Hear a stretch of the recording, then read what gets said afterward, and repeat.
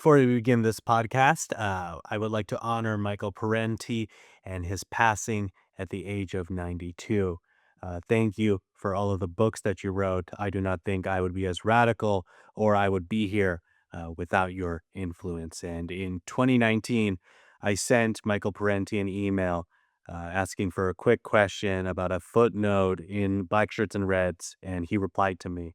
And I can't find the email. I've been searching for it for these past 2 days, but that meant the world to me. And I really would not be here or have my politics without him. So rest in peace. Yo, what's up, guys? Me and Henry are going to be doing an emergency episode because holy fuck, shit has been going down. Oh my fucking God. Especially in Minneapolis. And I think the mask of the American empire and just this rotten decadence is on open display in a way that it's never been before. Yeah.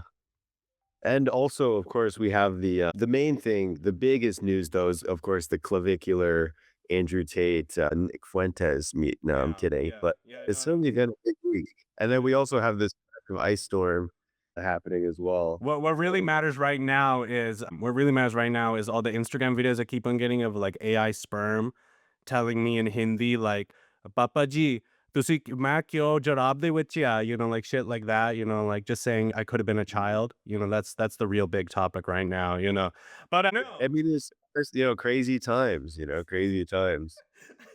Yeah, but definitely a lot. And why I think it's interesting to start with just thinking about why Minnesota, because of course there is the infamous murder of George Floyd 5 years ago in Minneapolis, Minnesota. And now there's this obviously escalated targeting of Somali community and other immigrant communities in Minneapolis in a really militant way. So it's a bit interesting to think about why that's happening there in this relatively fringe state.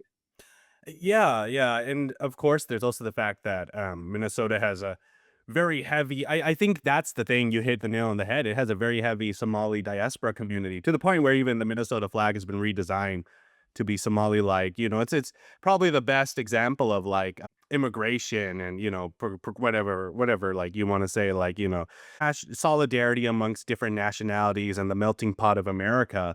And of course, fascists don't like the melting pot of America. And of course, the melting pot of America has always been not a melting pot, it's always been a fascist hierarchy. So I think that's why they're really going for it. The Somalis community has been strong within Minnesota. They have very heavily culturally now impacted Minnesota to the point where the flags are being redesigned. And so they're doing some pogroms, right, against an ethnic minority. It's a really easy scapegoat. And it doesn't fit their like Aryan white supremacist vision of the world, right?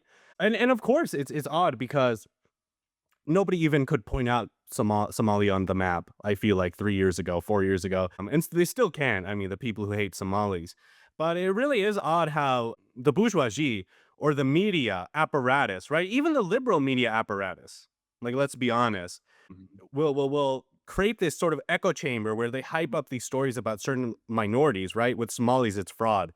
And this ultimately lends itself to a scapegoat appearing from the ether very quickly, right when capital needs it, right? Mm. I was just reading a report. It was from 2021. I believe that's the closest data we have.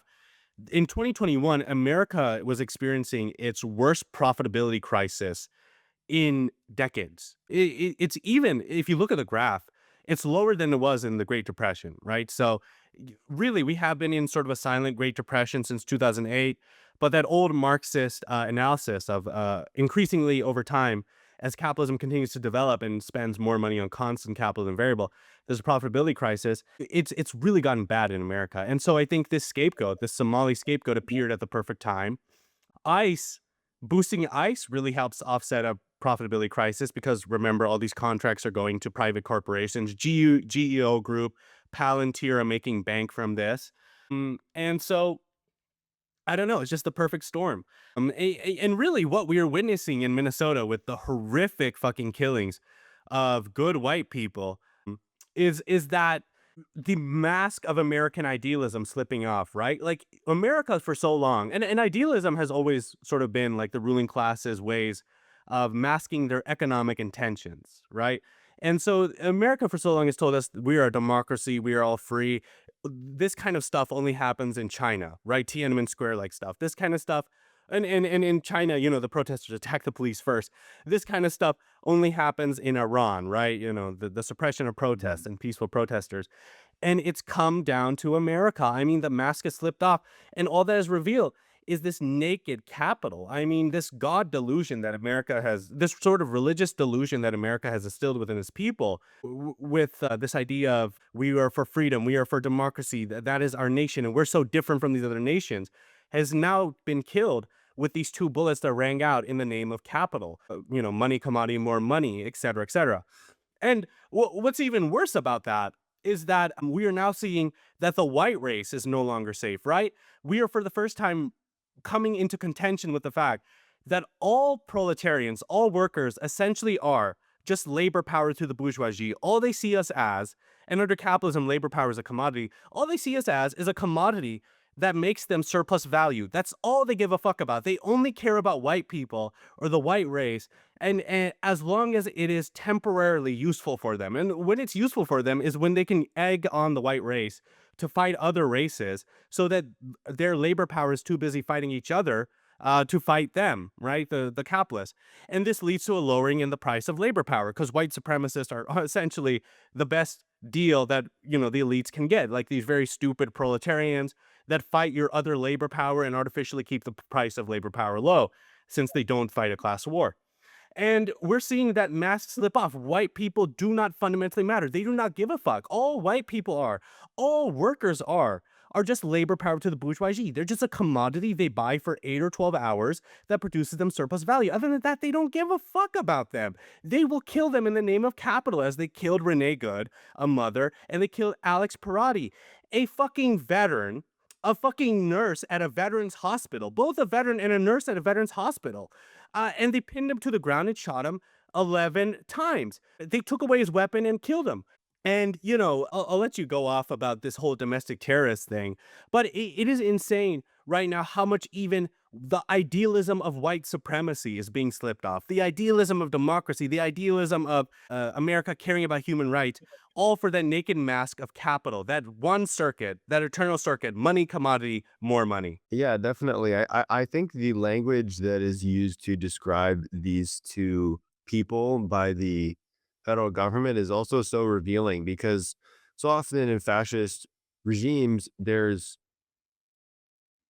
fascist outlook is essentially that your your your primary enemy is the other in this case in a white nationalist country the non-white person is the enemy is the outgroup.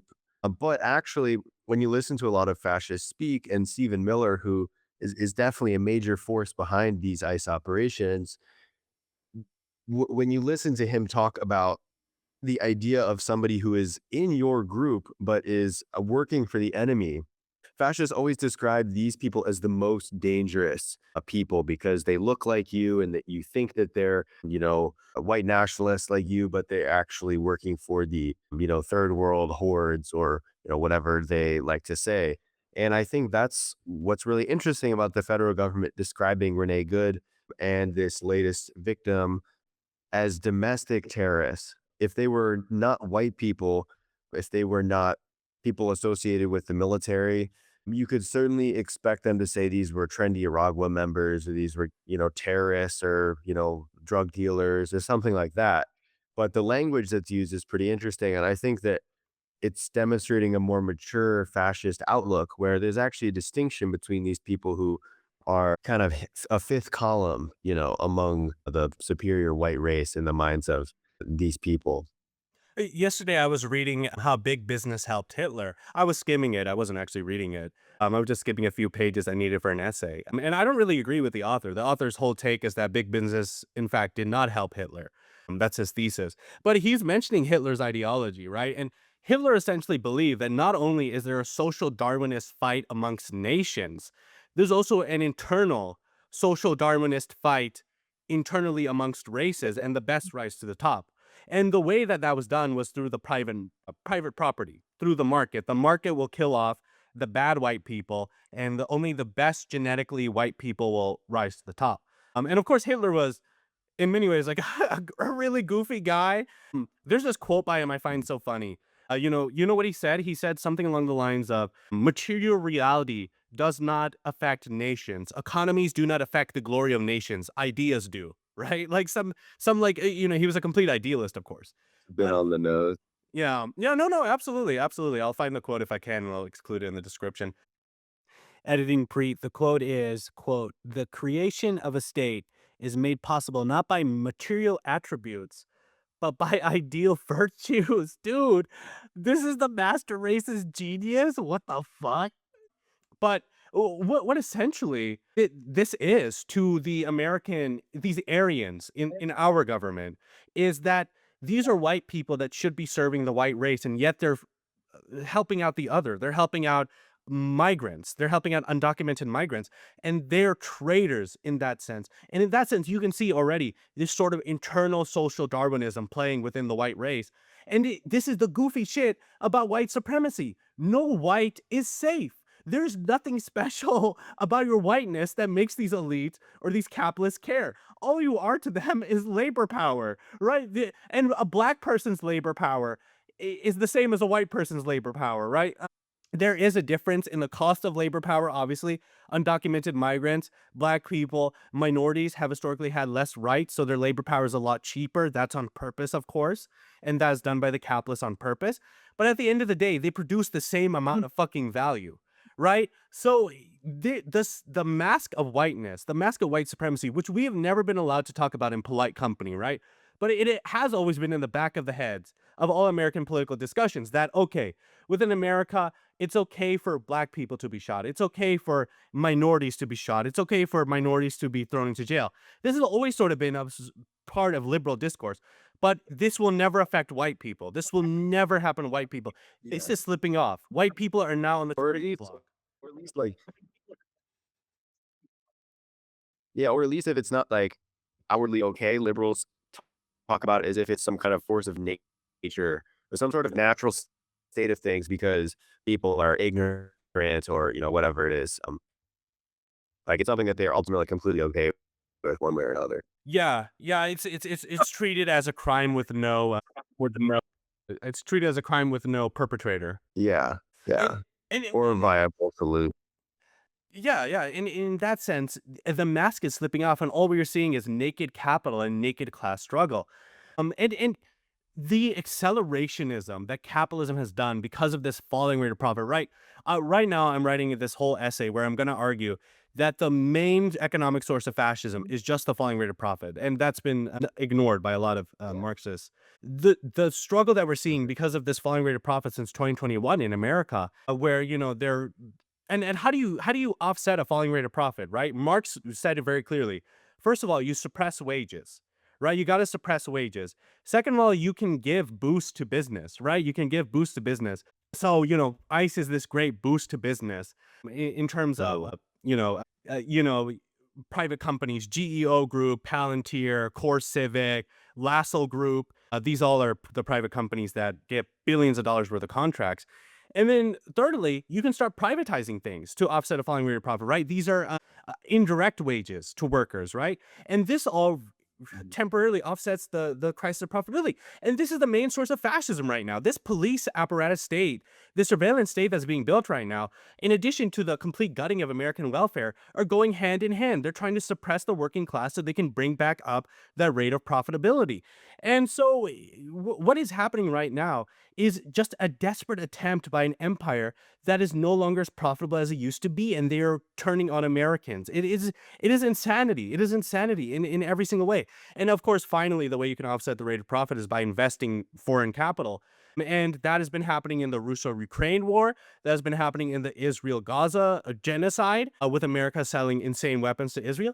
So this one root, this one economic law of capitalism is motivating so many things that are making the mask slip off. And the class struggle is so naked now that we saw the first general strike in 8 decades in Minnesota in American history. That is insane. A general strike happened. I mean, the accelerationism of capitalism at this moment is insanity. Is insanity. I mean, if they put me and you into the echelons of power, Henry, and our jobs were to destroy the American empire, by being Yeah. president, we could not do as good of a job as Trump.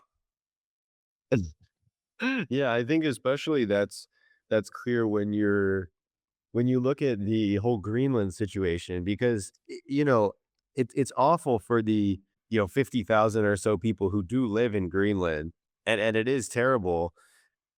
At the end of the day, the real long-lasting impact would just be the destruction of NATO, which would be a major, again, the US just shooting itself in the foot in a massive way.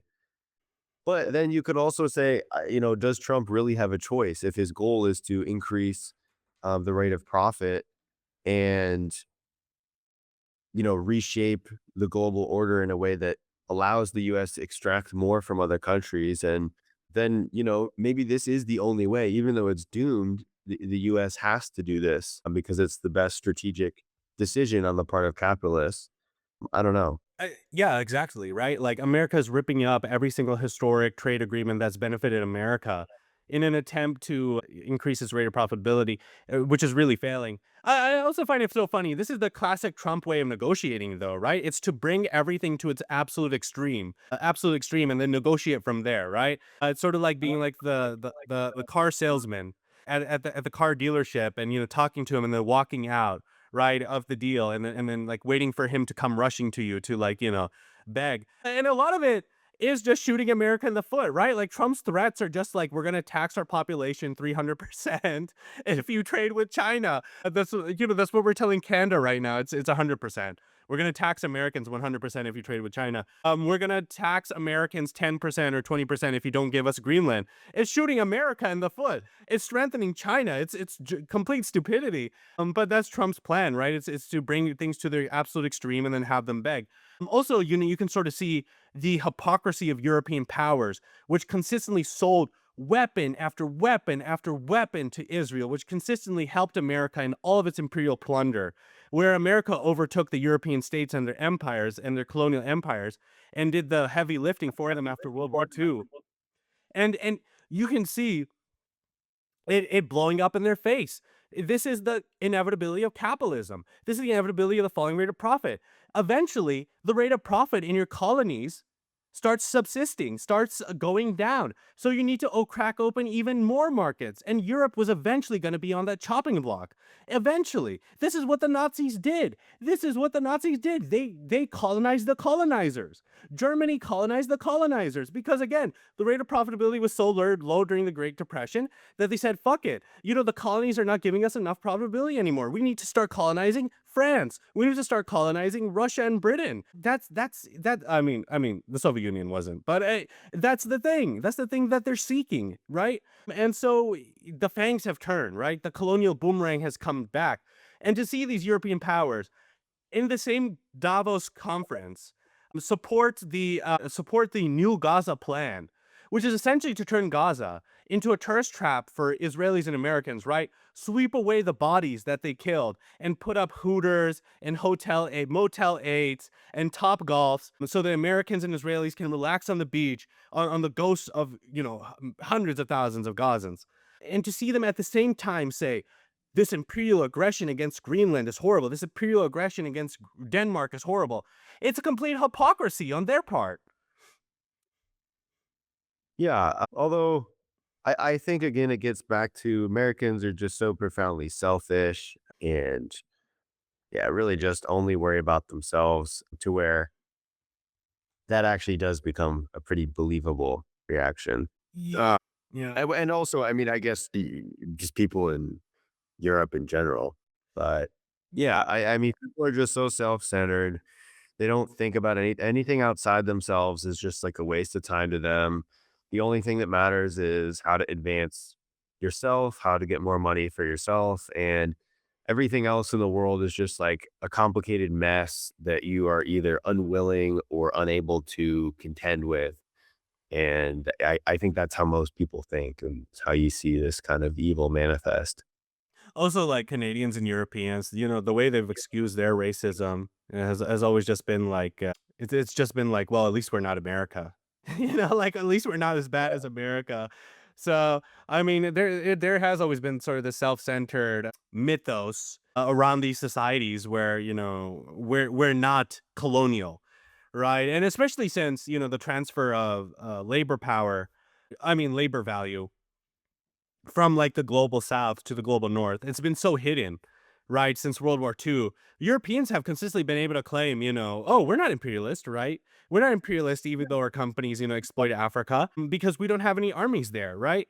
And so this European headstrongness sort of coming to a head finally. I will say, right, the American world order is breaking down. The only fear I have about the breakdown of the American world order really is that multipolarity means more useless wars, right? Like once Europe starts acting more independently, with their own armies constituted, that just means more useless wars of conquest within the world. Which, not that America wasn't doing that already, but I think this new century will see an escalation of just imperialist wars, just in general, and inter-imperialist wars. Yeah, and I think that it's the Russia-Ukraine war is a pretty disturbing look into what that future looks like, and yeah, the speech Mark Carney gave was, just so hypocritical and, given how complicit he ultimately is with the cadre of people in the Trump administration and also the Trump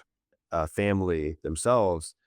But one thing that he did say that was interesting is just that countries, middle powers like Canada kind of just shut their mouth and looked away from the hypocrisy because the stability of the US led international, so-called international order benefited them because of its stability. Because the US was such an overwhelming power, wars between peer competitors were relatively rare.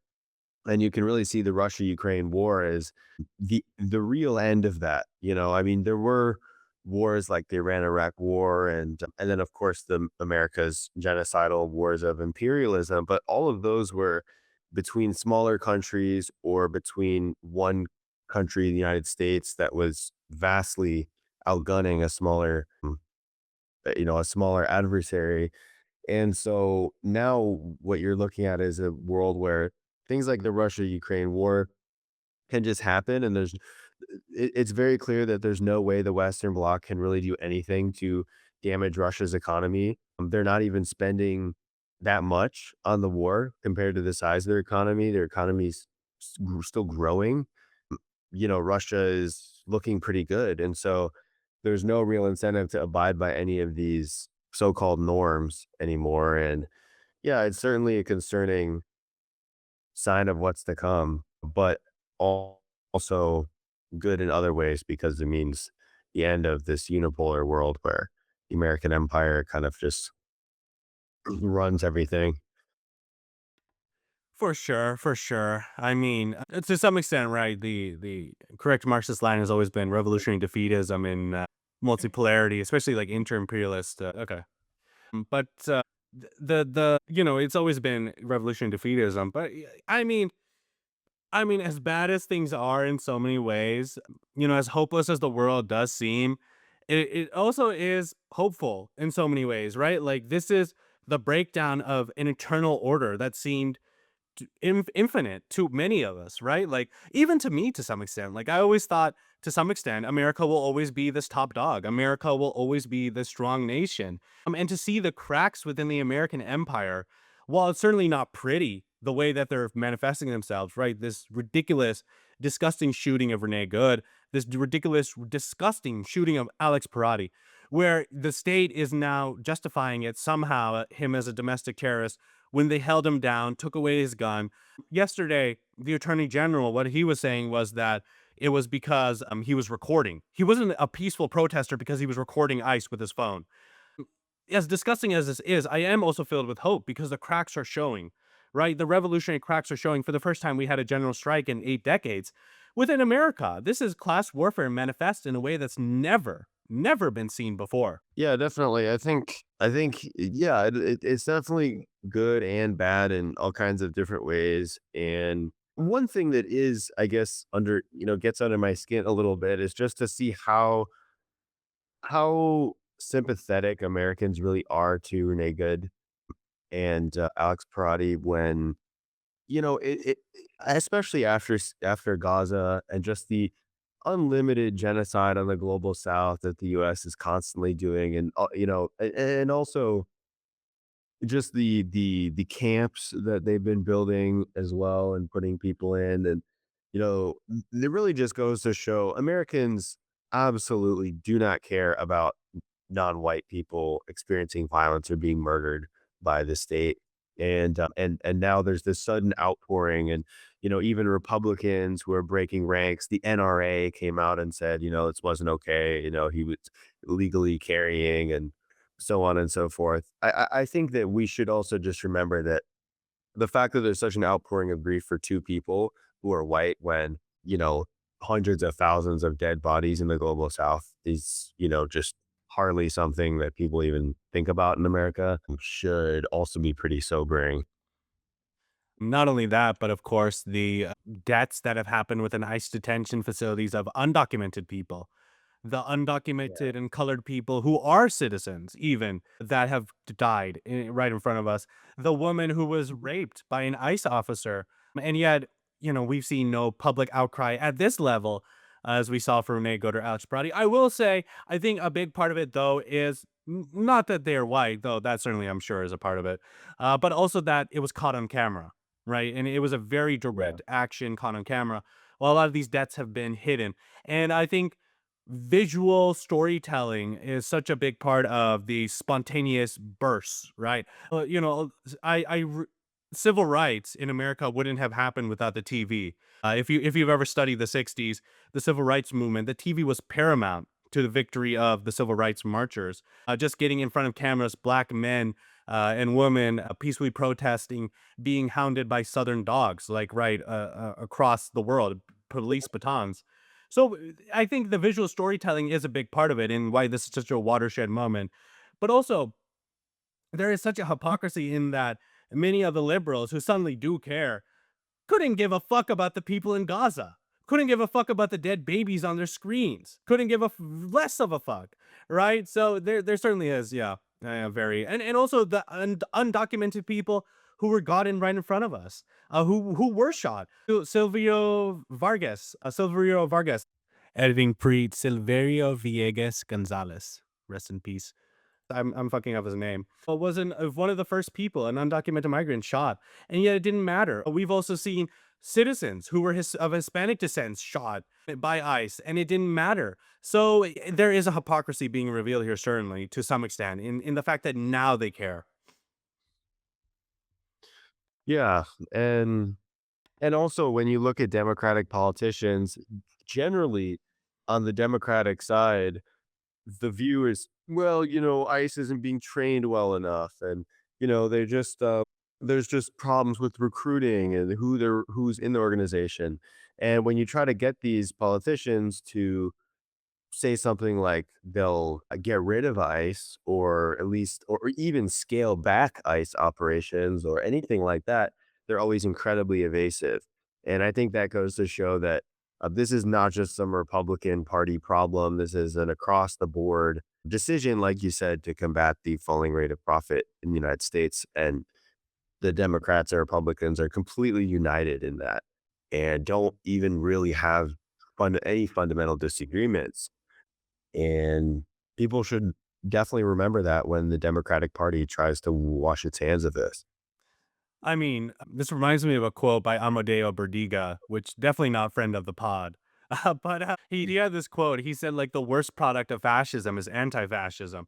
And what he meant by that was like, well, if we're to recognize that capitalism is the root of fascism, the opposition, which is this liberal Democrats that seek to restore a liberal democracy, are just laying the basis for future fascism. It muddies the proletarian fight. And that is essentially what's happening. I mean, right, these Democrats, 7 Democrats broke ranks and voted to continue funding ICE and give them more funding. And that's because fundamentally Democrats represent the bourgeoisie. Tim Walz represents the same exact class that Trump does. And that's why he's so limp dicked in his opposition to Trump. The most he can muster is an angry letter, right, to Trump when he has all these powers at his disposal as a governor. And so, and of course, why on earth would the Democratic Party stop funding ICE when ICE is receiving contracts that then go to GEO Group, that then go to Core Civic, that then go to Lasso Group, that then go to Palantir. The economic incentive trumps any idealist belief in democracy or equal rights or liberalism. And so what we are being revealed for the very clearly right in front of us is why Marx was right, right? Like why Marxist logic is the best logic to deconstruct the world because it doesn't look at the world as it's presented to us. It actually peels back the layers of society and says what's really running this show. And it's always the material forces. It's always the not only the means of production, but the relations of production, like both of these productive forces. Like this is what is influencing all of these decisions, the economy, the economic motivations. And so, you'll see like Tim Waltz use Alex Parati's name supposedly, right? Some people are saying it's a scam, but I don't really care, right? What matters is that it's so believable for the Democrats to do using his name for fundraising. To fundraise for the Democrats, right? And whether or not that's true, I don't know. But that is all Democrats essentially ever do. Abortion rights get taken away. It's a great fundraising tactic. This gets taken away. It's a great fundraising tactic, right? And so what we're witnessing right now is the representative of the bourgeois class, Tim Walz, the so-called anti-fascist, fight the fascist, Trump, and they're both being puppeted by the same class, the bourgeoisie. I mean, the worst product of fascism is anti-fascism. I mean, I really do think that Bordiga was spitting there. I'm not even gonna lie. Yeah, I definitely well, and also it's just like, yeah, it's theater, political theater, and yeah, 100%.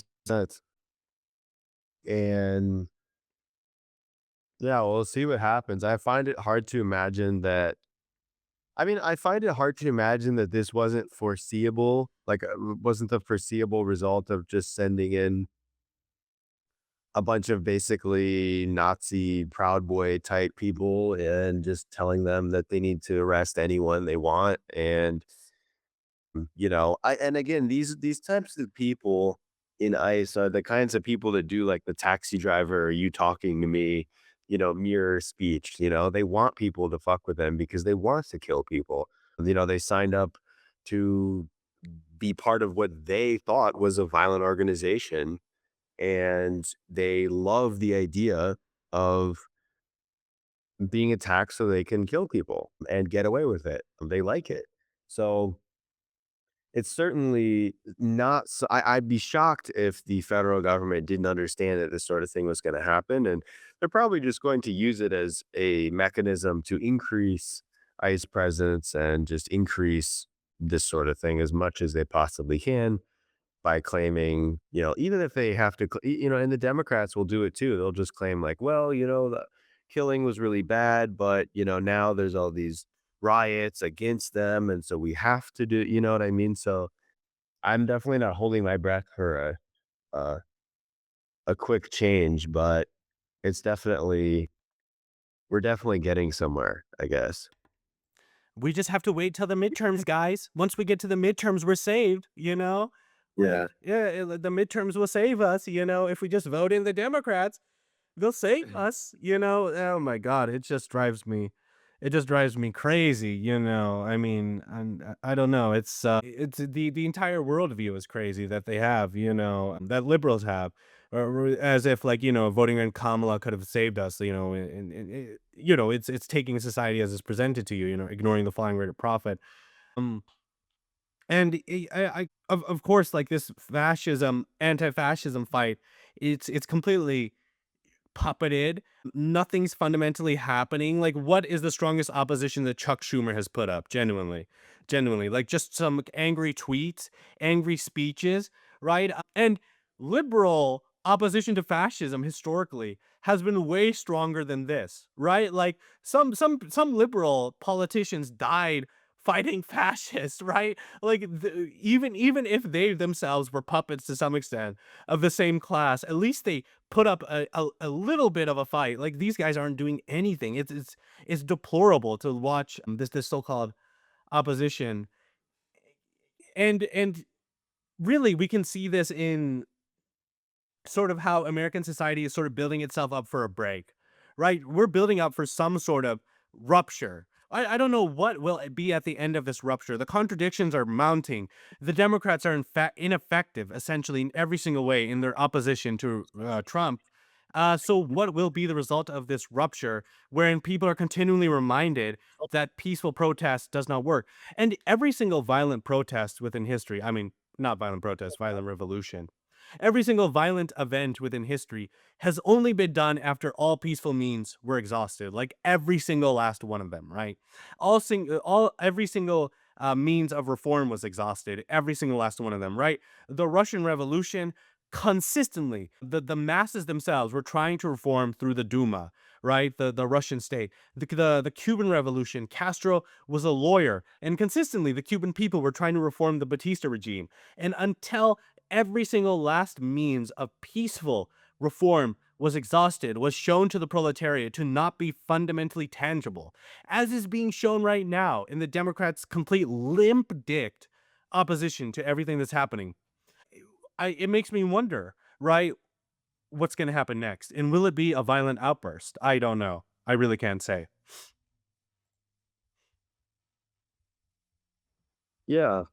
Yeah, it'll definitely be a long time before there's any kind of I mean, I definitely don't think that there will be a real recognition of that for at least 10 years because again, like I said, it's pretty most people in America have pretty nice lives. You know, they have a nice place to live and a nice car, and they're not super stressed out the way people in Russia really were suffering immensely. And also, you know, the violent resistance in Russia started in the 1860s and 70s. You know, it was decades and decades and decades of organized resistance that culminated in 1905 and 1917. I can't imagine that the US is going to be able to speedrun its way there, even though there's a lot of violent repression.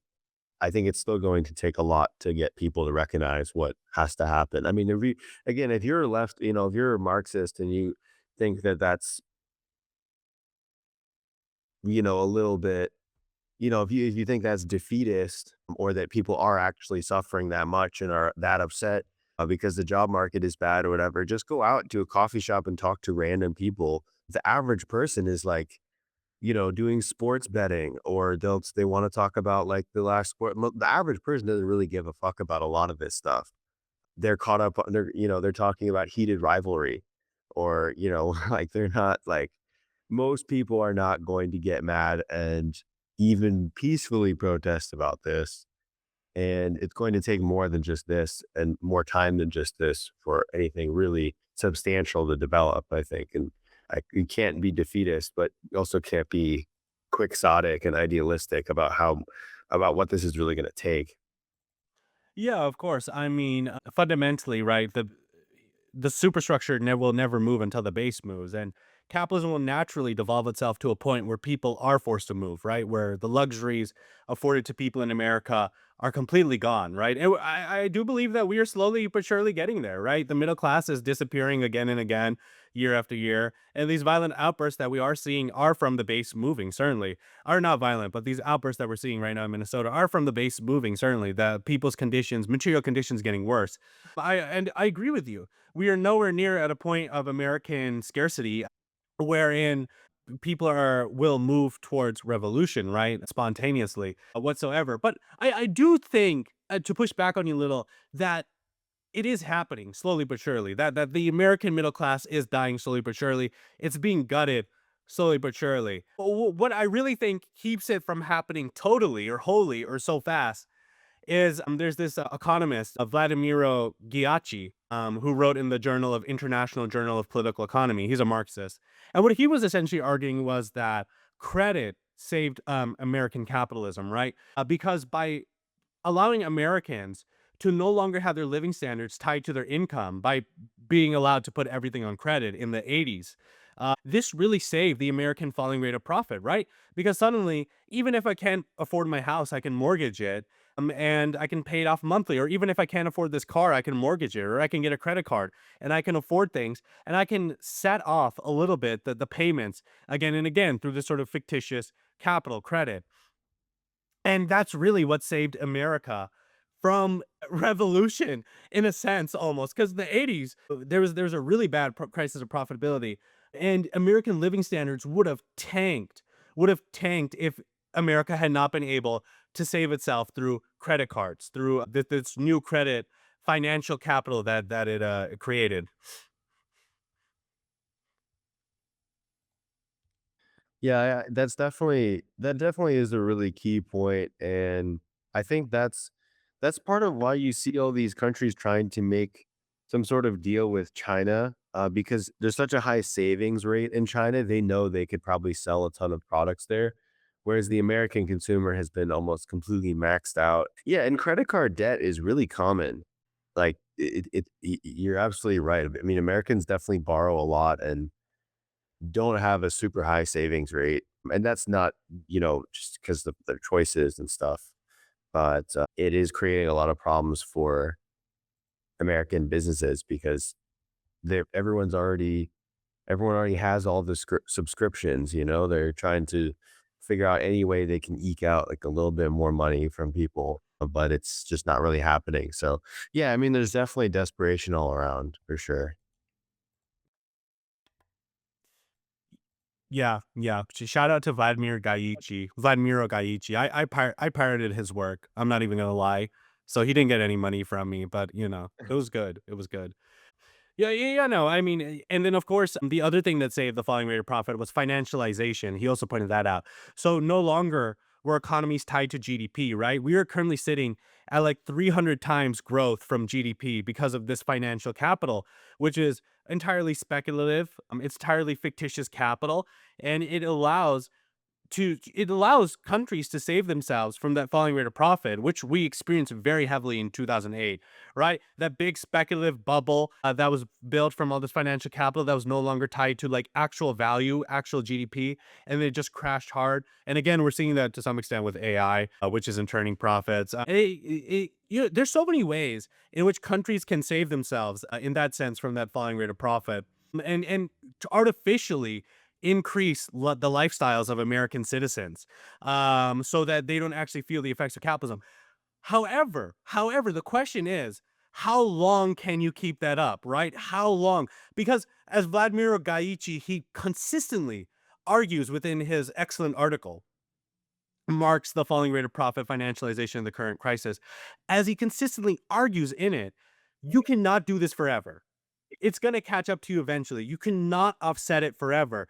And so the question is, if we have this entire economy built on financial speculative capital that consistently boosts itself up again after every single crash with another bubble and an even bigger bubble and an even bigger bubble, when will it pop? And when that pop finally happens, because there's no real value being produced anymore, it's mostly gotten from industrial nations within the global south, those supply chains, the human labor value within the system.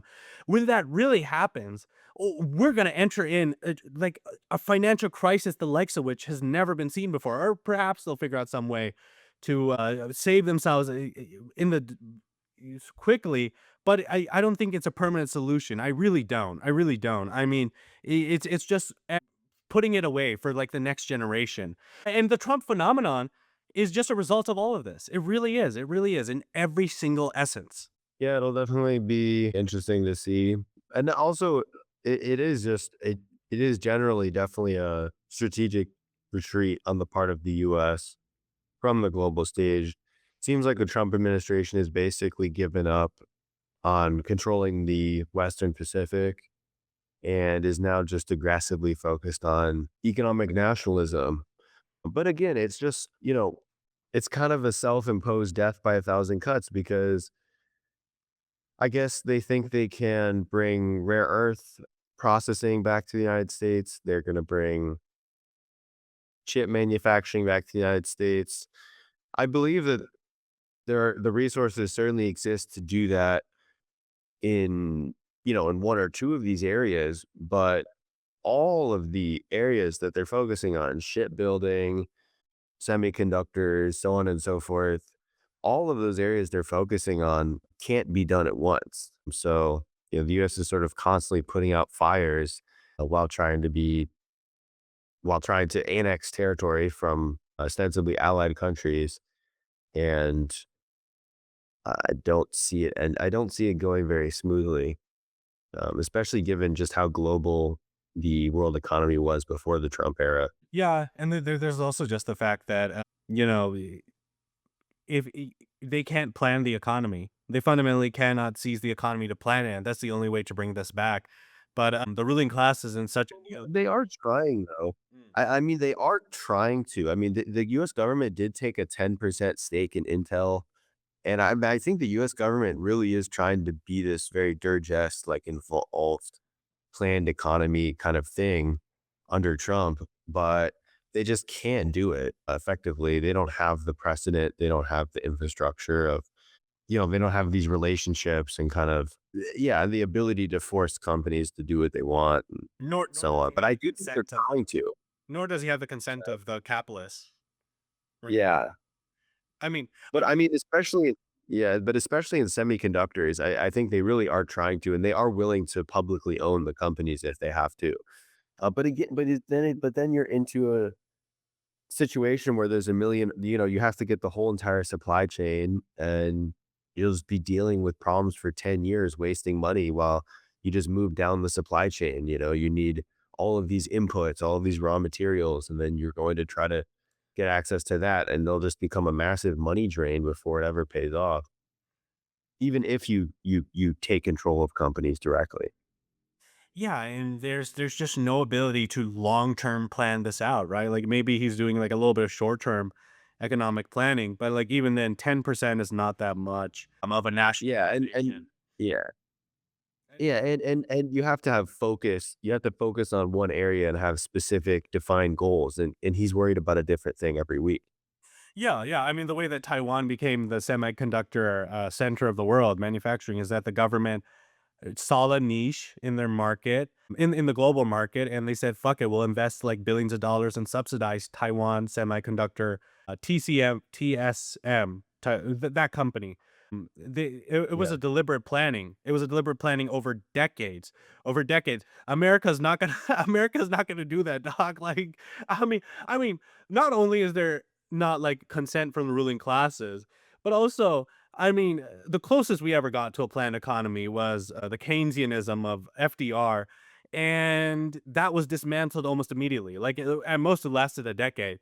And the closest we are going to get to a planned economy is the military, really, like that in that sense. But other than that, I don't think that they have the commitment or the ability to be able to plan out an economy to build up infrastructure to bring iPhone manufacturing or semiconductor manufacturing, or and then also, yeah, like you said, it's death by a thousand cuts because he isolates allies, he attacks countries, he shoots America in the foot, and he can't focus on one industry. Like, if Trump focused on semiconductor manufacturing in America, and that was his only focus, and that was the entire goal. Then yeah, I can see it being done by 2035 ish, 2036 is yeah, yeah, yeah. All the planning, all the shit like that. But he wants to bring back car manufacturing, semiconductor, iPhone, a laptop, computer. He wants to do AI. He wants to do completely like reliant on American oil. It's just not happening.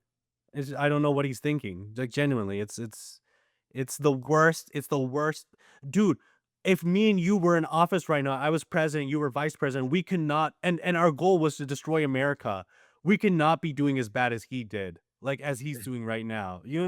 Like, I can, the only thing we I could think of like making it worse would be like to nuke like Oklahoma or something. I don't know. Like, but other than that, I can't think of anything worse we could do than what Trump is doing right now with the intentions of strengthening America. Yeah, yeah, and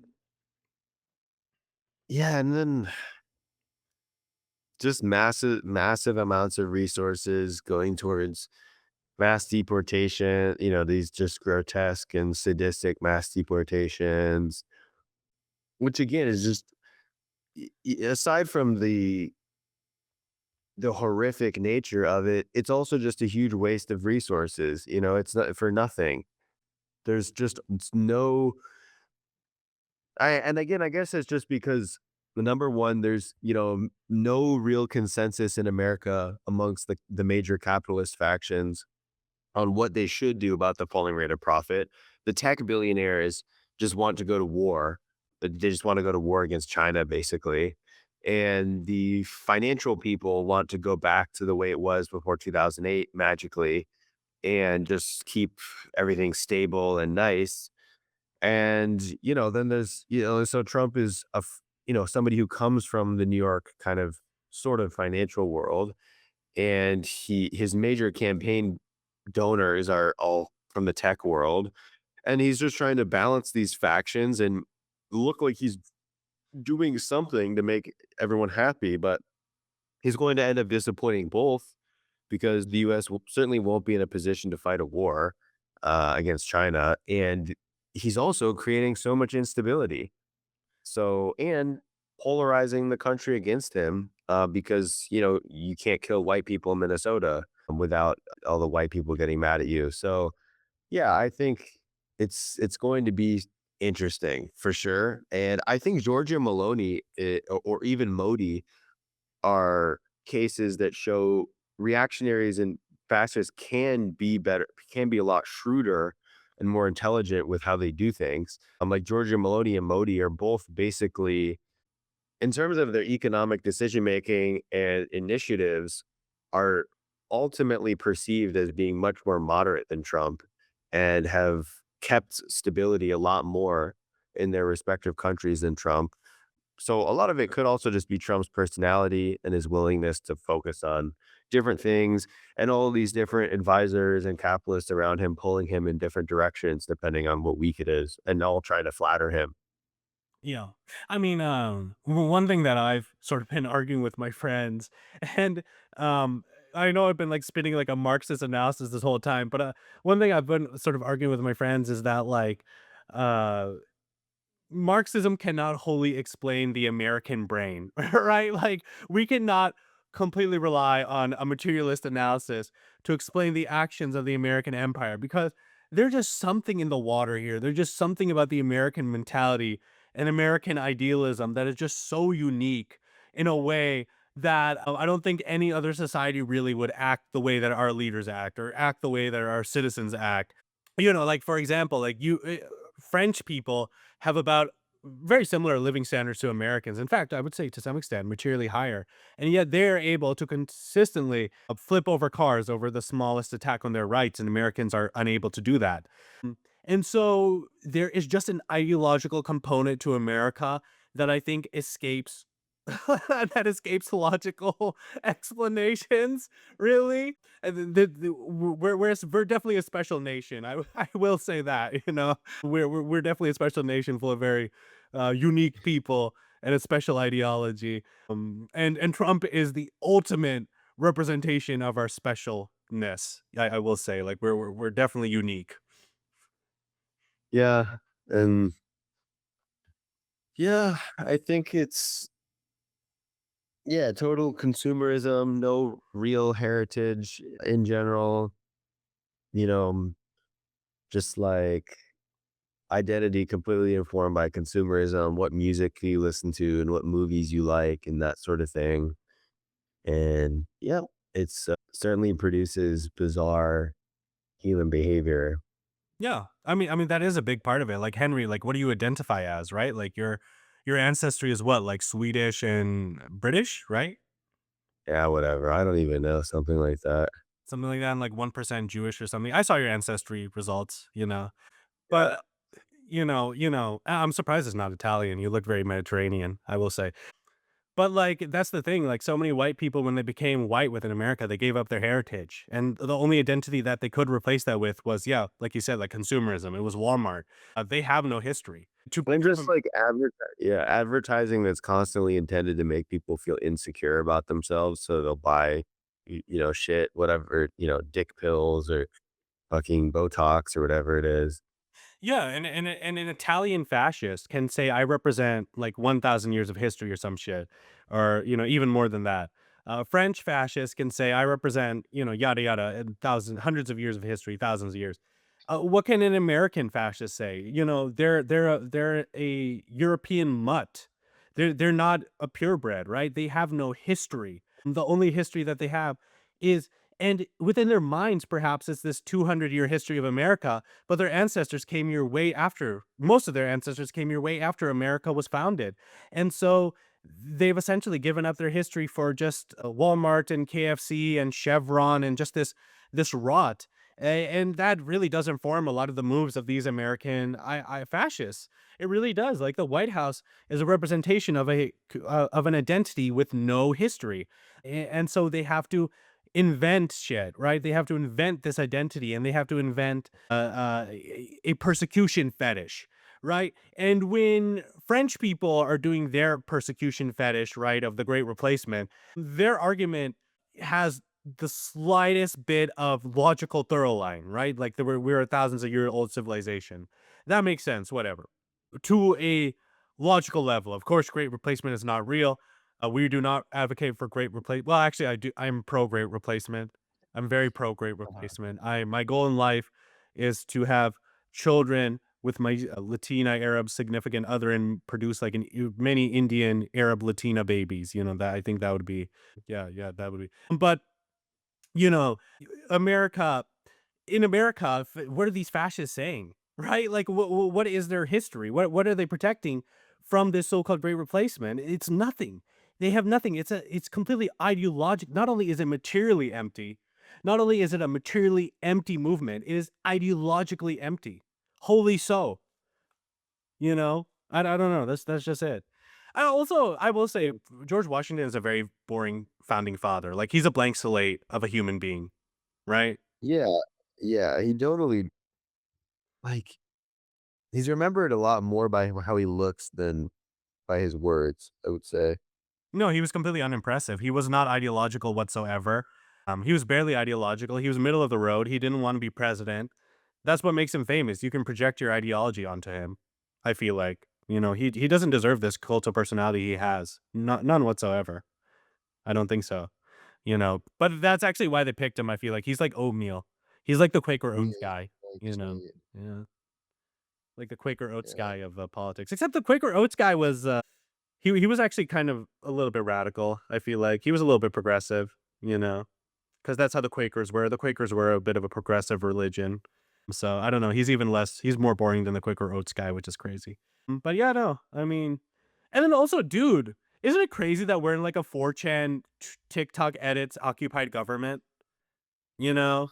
Yeah, and it's but, I mean, in general, though, the whole all of the internet has just started turning into 4chan. Like, I remember being, like, 14, 15, being on 4chan and thinking like, "Oh, this is weird," you know? "These people must be weird losers," on the margins of society, and now that's just every social media platform is basically 4chan now. Yeah, you got, like, the black pills, the red pills, the white pills, I don't know, the poo poo pee pee What are the pills. white pills? I don't know. I don't know. I have no clue, dude. They make I think white pill is hope pill, actually. Yeah, it's like when you have hope, not misery. Yeah, no, I remember scrolling on slash B and slash poll in 2016, and everybody there supported Trump essentially, right? Like they were very big Trump fans. And the nowadays, and you remember like Pizzagate and shit like that, or QAnon, and the way that 4chan was able to immediately capture the White House, right? And nowadays, I feel like there's like just a month gap between 4chan culture and mainstream culture, and even the ideas presented within the White House. I mean, it is crazy that it's been adopted culturally mainstream by America. I mean, nowadays the average kid is talking about black pill, the average male. He's talking about black pill, he's talking about mogging, he's talking about looks maxing and sub fives. This is all 4chan terminology. I mean, it's crazy. Yeah.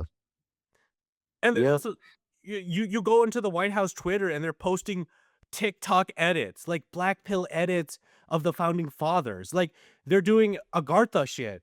Like Agartha's made it to the White House, dude. Like they're trying to discover, dude. Maybe that's what he's doing. Maybe this is like all a plot to discover Agartha and like That's why he wants Greenland. dude, A Agartha's lot of in people think Greenland. it's in Antarctica, but it's not actually in Antarctica, it's in Greenland. That's what a lot of people don't realize. Dude, we figured it out. We cracked the code. Agartha isn't in Greenland, bro. That's where the true white people are, bro. We just got, Yeah. you know. It is funny, I think I told you, but I learned the other day the first people to live in Norway, or excuse me, in Greenland were actually Norwegians in the 10th century, which is kind of hilarious. I don't know why d expected them to be Inuit, but they came, like, 3 centuries later, and then by that point, all the Norwegians had either died or left, but it's kinda hilarious. Yeah, yeah, there were a couple small Viking, settlements there that they had. Yeah, like, they just hung out in the lower then there's, like, a little place in, like, the far south of Greenland that has, like, a tiny, tiny forest. Pretty cool. There's, like, one little forest on it. Yeah, Greenland is a cool place, but yeah, hopefully it's not, taken over by the US, and, yeah, shout out to all our Greenlandic, listeners. Yeah, I know we you have a big all, fan base over there. yeah, yeah. You know, most of our fan base is from Israel, India, Greenland. Those are our top. Those are our top three fan Yeah, bases. You know, Rhodesia. We still have like five Rhodesian fans. You know. swear. You But know. they're, like they're, they're anti they still think they're, like, anti, they're, like, dissident Rhodesians. Yeah. Like, they still think Rhodesia is real, but they're against it. Yeah, yeah, yeah. They're like super anti Rhodesia. Yeah, yeah. They're like the five Rhodesians that still like have the flag on their walls, but they hate the flag, right? Like so you know. Yeah, yeah. Uh, that's the thing, you know. I mean, at this rate, the White House is gonna be demanding that Apple adds a Rhodesian flag to the emojis at this point. It really is a stupid, stupid world. I mean, at this point, I say fuck it, you know, like Taiwanese independence, Somaliland independence, add those emojis, and then let's see what happens, you know, like Yeah. I support all the separatist struggles, you know, like I don't care, you know, whatever, you know. No, I think Well, Somaliland should go to Yemen. yeah. Yeah. I'm just kidding. I'm joking. I'm Yeah. joking. Well, obviously I'm joking on the Taiwanese and Somaliland independence. I don't know. Yeah, yeah, yeah. But I mean, American Civil War. Okay, it would be horrific, but American Civil War would be funny. Like, in a cosmic kind of sense, I will say, you know, like, uh it'd be kind of funny, um, yeah, to see that happen, especially since we're the most armed nation in history. I don't know how that would play out. I don't know. it'd Probably probably bad. just be like the first one. Maybe. Probably be exactly like the first one. Maybe, but I feel like the Midwest would be the Confederacy this time. No? No, we should just organize. We should just say, it should be like how they allow fights in hockey games. Yeah. You know, just everyone agrees. It's just round two. The states are the same, Mhm. and everyone takes their position, and then let's give it a year. Let's just give it a year. We'll see what happens, and then and the Western states don't have to do it because they weren't there back then. Dude, if a civil war breaks out, I'm not even gonna lie. I'm joining the Democrat army just to fight Floridians. Like Miami. Well, the Democrats would be the Confederates. You got to Oh, dude, remember. yeah, that's true. Well, whatever. So I'm the joining whatever Republicans. army gets the Miami Guasanos. You know, that's where I'm going first. Mm. You know, I'm getting the Yeah, they could be like a neutral kind of territory. Both sides will be kind of, yeah, yeah, trying to court them. yeah, yeah. You know, and honestly, I feel like if we have a civil war, I feel like we should like the first place we should bomb is Florida. You know, Mhm. that's my least favorite state, and then I'm a Californian nationalist, so I think we should also bomb New York. So, but that might Okay. be a bit controversial, and then maybe like a couple on A Chicago, little bit controversial, a yeah. little bit, a couple bombs on Chicago just to teach them a lesson because they've been talking shit But it about but it's California. kind of like it's like if California didn't drop the nuclear bomb on New York, then, like, they'd have to invade, and actually a lot more people would die, Yeah, you know? yeah, you know, So they we're have to protecting drop. It's actually, like, more humane to just drop the nuclear bomb on New also, York. also the New Yorkers, they were gonna fight till the death, right? Like they were Yeah, they crazy. were all crazy, they're gonna fight till the death. Yeah. Yeah, Yeah, they're like, "Hey, gabagool," you know, and mutts, you know, and yeah, then, "I'll fight for the mutts to my death," you know, like they were talking they were gonna yeah. defend the bodegas till their last Yeah, breaths. all the electric city bikes, they're putting bombs in the city bikes and actually driving them into they'll just drive them into, Yep. the tanks. Yeah. Yeah, They'll ride them into the tanks. yeah, so I think what we're planning out right now is completely fine. Like, Yeah. Shit, dude, I don't know. How do you see all this resolving? I have no clue. It's up in the air I right don't know. now. Yeah. It's certainly an interesting year. I think, I've been thinking about reading Edgar Morin, who is like some French. I don't know if you heard of Edgar Morin, No. but he had like, he's French, but he's more common in the Spanish speaking world actually. But he wrote a lot about the idea of polycrisis, where you have lots of different factors that contribute to one overarching crisis. And I'm thinking about reading him a bit because I'm sure that'll probably give some insights because that's definitely seems what it's like. Falling rate of profit, climate change, all kinds of other forces are definitely creating very, very unique problems and unpredictable things.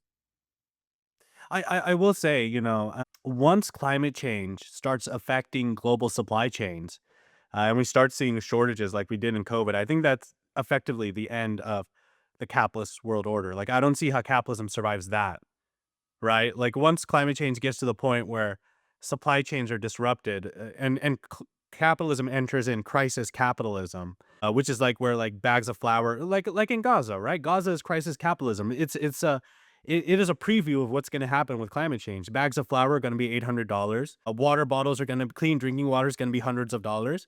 Once that shit starts happening, how can capitalism survive anymore? How can exchange value or even commodity production survive anymore? I don't know, and that isn't a deterministic argument that communism will win. I mean, so easily a fascist sort of structure could take over to save itself. But I don't see traditional capitalism surviving that. Right. And so, yeah, I think the poly crises are true. What you're saying, all these things building up on top of each other. I haven't checked out his theory, so I can't really say it with depth. I can't really discuss it in depth. But I think climate change is just that like underlying, just like the falling rate of profit is like the underlying thorough line in all of these crises. That is also the second underlying thorough line. That's like the clicking death knell of capitalism, just year after year. And right now we're gonna see like horrific storms in all across the Midwest and the South. And God spared California because he loves Californians and he hates you guys. God who Yeah. loves us. Yeah. Yeah, California, famously no extreme weather that kills people in California Never. ever. Never. No impact of climate change or any No. kind of fires or flooding or anything else. God sends us Well, rain. God sends us rain I'll because he make a loves us. prediction right now. I'll make a prediction right now. There will never be another climate related disaster in the state of California ever. God God sends us rain out of love, right? We had a drought and God sent us so much rain that we literally are 140% water capacity. All right? So, you can be a little cheeky from your place, talking about the fires. But we Yes. literally are we're no longer a drought state. That's how much the universe loves us Californians and hates you Yeah. guys. I don't see you guys getting out of droughts. All I see is you guys dying in cold, like freezing winters. How high Don't is start Central talking shit. California above How high is Central California above sea level? Like 5 inches above sea level? Yeah, maybe. I don't Okay. know. I've never searched it up. Well, what are you I trying to don't think tell me? either. What are you trying to tell me? What are you trying to say, But it's Henry? bad, right? Because it used to be like a lake, right? The Central Valley? Yeah, it used to be an ocean. Yeah. Used to be an So what Indian about Ocean. the icebergs when the ice sheets start melting, what then? The ocean's not gonna reach us. I don't think so. That's not. It's not gonna be that extreme. There's no way. There's no way. Wait, I'm I, actually that It would that be was due to terrible if that was the case. Yeah, that was due to tectonic plates, my guy. That was due to tectonic plates. See, God loves us Californians. You can't talk shit about us, bro. We're always on top. We have LA, we have San Francisco, we have Hollywood. Actually, it's sort of been downhill recently. I'm not gonna lie. It's kind of dangerous to Hmm. go there these days. California's Central Valley faces a significant risk of catastrophic mega flood events due to climate change. That's interesting. The risks are roughly double what they were before. University of California says climate change makes catastrophic flood twice as likely, study shows. California lives with a sleeping giant. No, no, no, no, An no, no. kid with blood so Those large it ain't no inundates scientists. names of deserts with water flows. hundreds of miles long and tens of miles across. The they're paid off by big New York, bro. Those scientists are paid off by big New York. Yeah, You can't probably. believe their lies. You know, That's probably true. it's propaganda. It's propaganda. They're paid off by big New York. I How you want to wrap this episode up? I don't know. I think that was good. I think that was a good I think that was a good conclusion. Yeah, yeah. I think we really got somewhere. I'll say we're fucked, but we're also there's also hope. I will say, like the fact that we had the first general strike in 8 decades, I think that does mean something fundamentally. So, Yeah.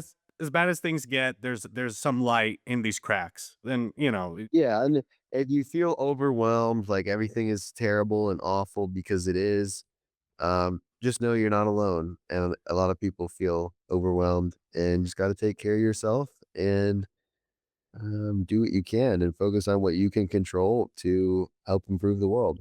and the thing you can control is getting out in the streets, bro. I mean, if you're able bodied, but like if you're able bodied, Unless you're where the ice storm hit, in which case you shouldn't be on the street.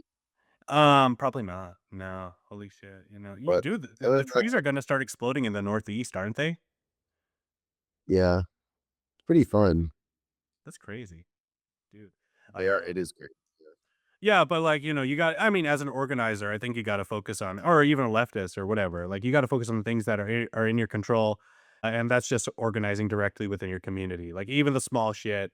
I mean, even I will say, dude, I will say and this might be stupid of me to say, but even a reading club at this point within a rural area with no other organizations is better than nothing, right? If you're in a Yeah, rural area, you have absolutely fucking fuck all there. Start a reading group, like even just an in-person meeting reading group that meets in person and has some just like-minded read like comrades. smut. Read like TikTok smut about like elves and whatever else is in those books, Yeah, and yeah. then move into Franz Fanon.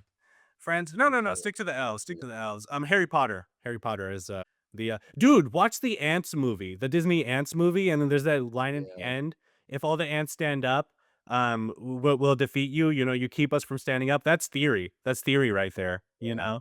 it This is. the Pixar Ants movie, that's theory. Alright, Henry, you have a good one. Easy. Thank you for listening to the Pokepreet podcast. If you want to support our podcast, you can always head down to our Patreon where you can get episodes up to a month early. Workers of the world unite, long live the immortal science of Marxist Leninism. Thank you.